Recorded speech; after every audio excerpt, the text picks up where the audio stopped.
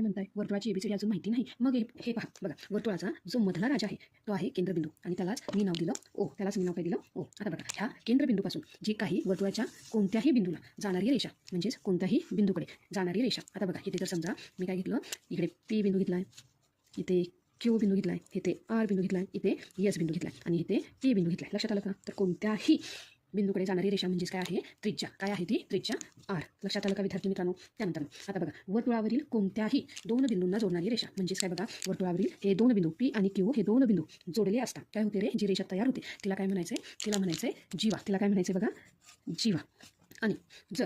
आणि जी जीवा वर्तुळ केंद्रातून जाते म्हणजेच मी इथे बघा, जी काही जीवा आहे म्हणजे इथे एक पॉईंट आणि इथे एक पॉईंट आहे, हे दोन बिंदू मी जोडल्यासाठी कुठून जाते रे? वर्तुळ केंद्रातून जाते. तिला काय म्हणायचंय? व्यास. तिला काय म्हणायचंय? व्यास. आणि व्यास कशाने दाखवला जातो? Small D, diameter. लक्षात आलं का? आता लक्षात ठेवा, हा जो काही व्यास आहे, हा व्यास ही जी काही त्रिज्या आहे ह्या त्रिज्येच्या नेहमी काय असतो रे? दुप्पट असतो. लक्षात आलं?